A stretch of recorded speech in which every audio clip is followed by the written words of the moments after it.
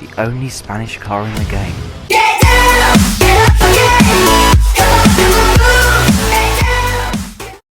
Hello and welcome to episode 14 of my car review series.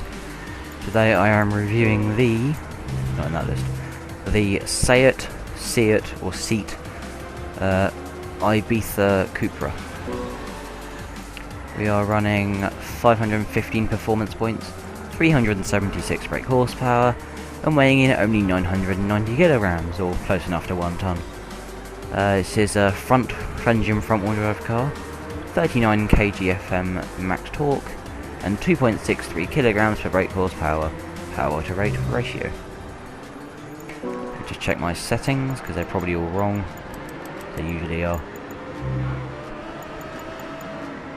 It's a very different episode now this time because none of the other lobbies were good enough for video, because the only London lobby which was decent enough to help or for it to work is has mic enabled for other people, and you know, if they don't want their voice on YouTube, then I don't have the legal right to put it on YouTube, so that was just a waste of a recording. So I may as well just go into a lobby which allows me to have a mic in, or doesn't allow us to have a mic in, so that I don't have to worry about other people talking. Anyway, enough of that. Let's get onto the track. Let's start the testing. Should stop at the side of the road here. Hopefully he won't slam, and he probably will slam into me. I don't know where I can go. I don't know where to go. I'll go on the outside of the pits here, so I can then do a drag without someone hitting me. Okay. So we've got the rear of the car, which you just saw. I do like the look of the back of this car. It's a very sort of rounded shape. And there's the front of the car. That's the one. It sounds like a double horn. I'm pretty sure it is. You got nothing to look at there. You got the interior, which this is actually left-hand drive. Oh no, pits. Okay, I'll just stop here. So this is actually left-hand drive, this car. So it'd be a bit different if I was driving on interior. And then you've got the bonnet / roof cam, and we're back to the outside. So I'll be driving this view for now. Once this car goes past, it's a nice sound. Once this car goes past, I will test the burnout. Okay, there's a lot of burnout. The tyres are still spinning. There we go. It finally stopped spinning. So pretty sure, yeah, because this car's front-wheel drive and it's so light and so powerful. It doesn't. The front tyres can't really handle how much power there is. So you've got to really use a lot of throttle control when you're going through a corner. Otherwise, you'll just understeer like crazy out of the corner, and just like those tyre marks suggest there, you probably spin off the track. Yeah, you got to have a lot of throttle control through these corners. I think part of the spinning tyres is probably to do with the turbo. I'm pretty sure the turbo is a bit powerful in this thing. That was me braking without tapping in. That was me just braking and turning, and it's making it slide. So this car is very unstable for pretty much any driver. Still fun to drive though. I missed the turn, didn't I? Oh no, that's pits. No. Ah, why did I go into the pits? No. At least the pits aren't that long, like Le Mans run. I think. Why are you going 10 miles an hour? Oh, okay. Well, this didn't go as planned. Come on, let me out. Come on. Let me out of the pits. Why are you being? There we go. What is going on? Right, there we go. So, oh, that was close. That was really scary. Right, we go back on the track, and this time remind me not to go as wide into that last corner, because I'd end up going, whoa, what just happened there? It felt like just someone just showing a light on me or something. That was so weird. That's never happened in the game before. It's never happened in Willow Springs before. It's just suddenly flashed up. It's always been gradual. Now I can't see the road at all, which is a bit of a shame. On my old brightness setup, I used to have this, so I used to have it a bit brighter, and it was so bright I literally could not even see the track when driving this track on this sort of brightness. I just couldn't even see any of the track. All I could see was maybe where the if I got close to it, I could see the verge of the ground, but that was it. It felt like the whole road had LEDs on it or something. It was really weird.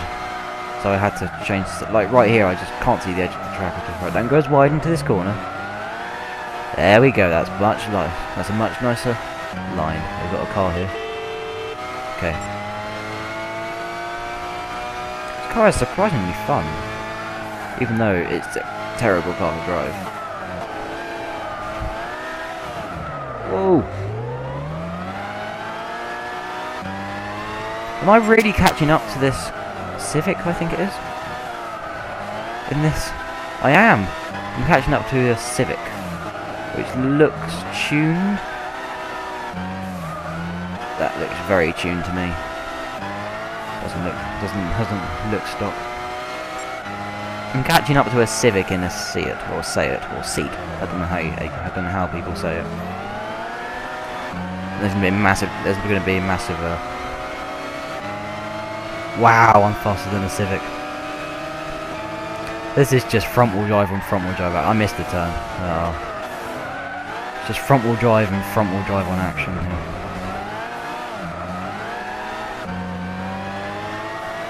It's all about lines we're taking now. I'm going to have to... Oh, he cut the corner. Yes, he did. Come on, come on, come on. There we go. This is a big track day. It's very realistic, actually, what I just did. Got a guy going the wrong way around a circuit. Pretty usual stuff, as per normal. That's funny. Yeah, it's pretty normal to see a person going around the circuit backwards. Let me just stop talking for about 10 seconds so you can hear the car.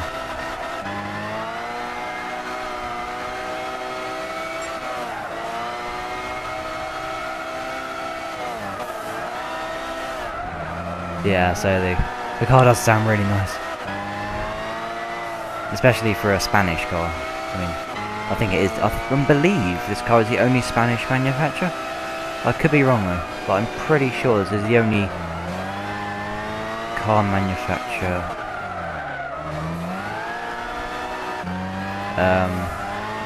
This is the only car manufacturer on what's the word? In Spain. Damn it, this guy asked me a question. I'm recording, I don't know what to do. I'll just ignore it for now. Oh no! I'll let this guy pass then. There we go. Oh! Oh no. That was my fault. I didn't mean to hit him. He's probably going to hit me now. I'll let him pass. There we go. Probably quite annoyed with me now for doing that. I got the fastest lap! I didn't notice that. I have the fastest lap. And I'm racing against Corvettes and Amuses. What? Wow, this car is good then. There's no way that a Seat, or I say it's Seat. I'm going to say Seat from now on, and not anything else. Even though other people might say it differently, but I've always said it's Seat, so I'll say Seat. I'm surprised that a Seat is beating the likes of Amuses and Corvettes and things like that.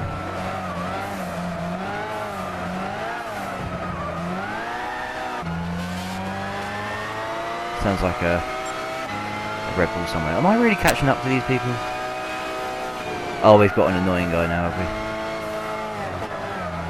Oh, he beat me. Good. At least someone beat me. I was wondering how... Oh my god! Why does it do that? That is so weird. I've never seen that happen in the game. It just suddenly lights up. The game must be broken. Now it's even brighter than it was before. Wow. When you see the the light flickering up like that. That's not me editing the video. That is the actual game doing that. That is crazy.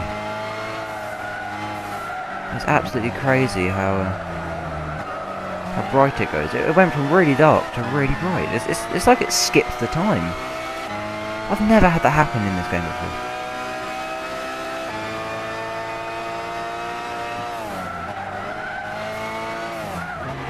Oh, that guy distracted me. So,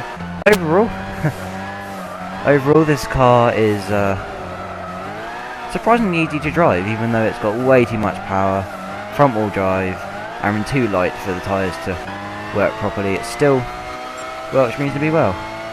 Is this car going to be annoying? A Tesla. No, okay. Yeah, so it's surprisingly easy to drive, but that could just be me. I don't know. I think it's getting darker and I can actually see the road now. So I wouldn't recommend it for beginners, but definitely the sort of amateur area and beyond. Even for professional people, racers actually, I think this car is a good choice. If you can tune it right so the front tyres don't spin every time you accelerate in 5th gear or whatever. If you can tune it correctly, then it'll be a really fast car. So I think for beginners, they kind of want, if they're going to start driving front-wheel drive cars, they need to drive a bit of a slower car than this, because this car's one, it's a bit too fast for acceleration for beginners. I'm not saying all beginners want slow cars. I'm just taking a like a majority vote here. So if you like driving fast front-wheel drive car and you're a beginner, then I don't really mind. You know, I'm just going by the majority vote. So, as the majority says of beginners, they don't really like driving front-wheel drive cars because the front wheels spin too much, and especially in this car, the front wheel tyres do spin too much. And if you don't know how to control the throttle properly, then it's not going to be a very easy car to drive. So.